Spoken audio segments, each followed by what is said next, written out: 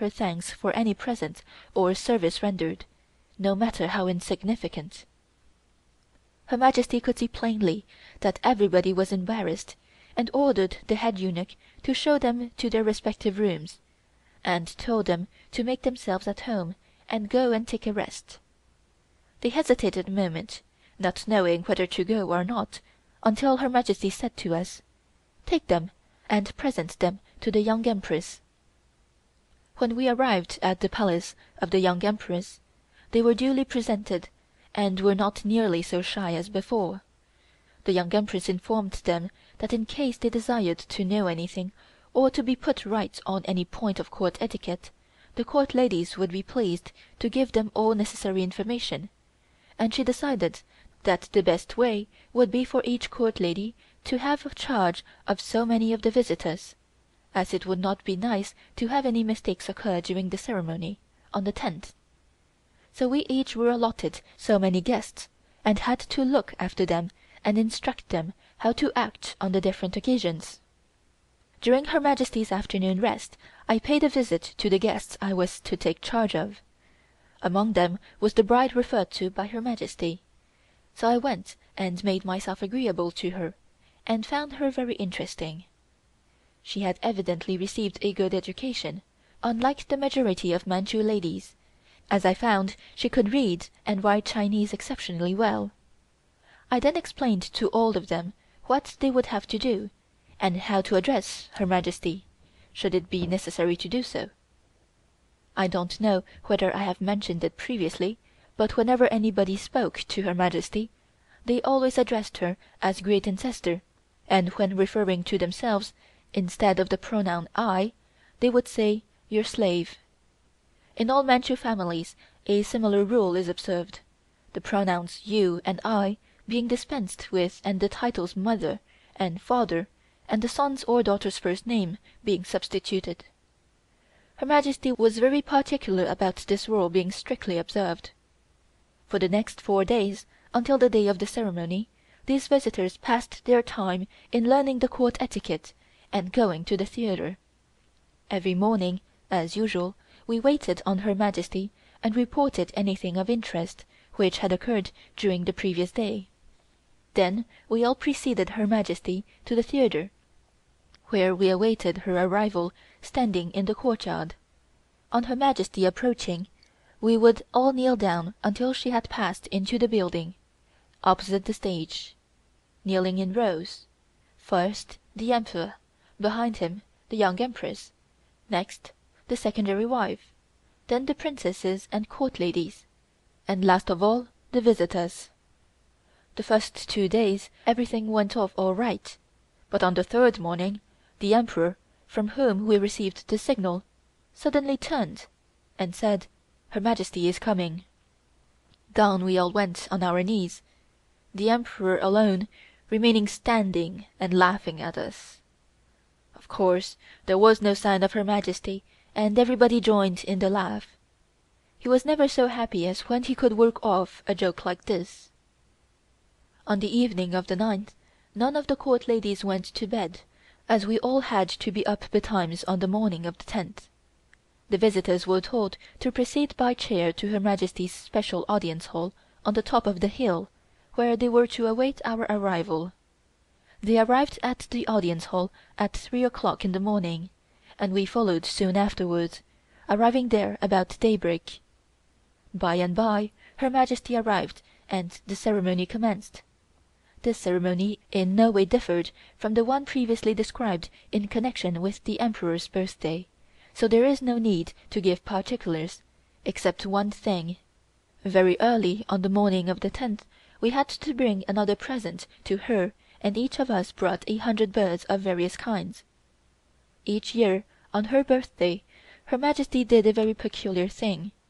She would buy 10,000 birds with her own money, from her private purse, and set them free. It was a very pretty sight to see those huge cages hung in the courtyard of the audience hall. Her Majesty would select the most lucky hour and order the eunuchs to carry the cages and to follow her. The hour selected was 4 o'clock in the afternoon. Her Majesty took the whole court with her to the top of the hill, where there was a temple. First she burnt sandalwood and offered up prayers to the gods. Then the eunuchs, each with a cage of birds, knelt in front of Her Majesty, and she opened each cage one after another and watched the birds fly away, and prayed to the gods that these birds should not be caught again. Her Majesty did this very seriously, and we asked each other in whispers which bird we thought was the prettiest, and would like to keep it for ourselves. Among this lot there were a few parrots. Some were pink, others were red and green. All were chained on stands, and when the eunuchs broke the chains, the parrots would not move. Her Majesty said, "How funny! Each year a few parrots will not go away at all, and I have kept them until they died. Look at them now, they won't go away." By this time the head eunuch arrived. Her Majesty told him what had happened, and he immediately knelt down and said, "Your Majesty's great luck. These parrots understand Your Majesty's kindness, and would rather stay here and serve Your Majesty." This ceremony is called fang sheng. It is considered a very meritorious action, and will not fail of reward in heaven. One of the court ladies asked me what I thought of the parrots that would not fly away, and I told her that it was really very strange. She said, "It is very simple and not strange at all. These eunuchs, ordered by the head one, have bought these parrots long ago, and trained them. During Her Majesty's afternoon rest, these parrots were brought to the top of the very same hill every day to accustom them to the place. The object of this is just to please and otherwise fool Her Majesty, to make her feel happy, and believe that she is so merciful that even such dumb things would rather stay with her."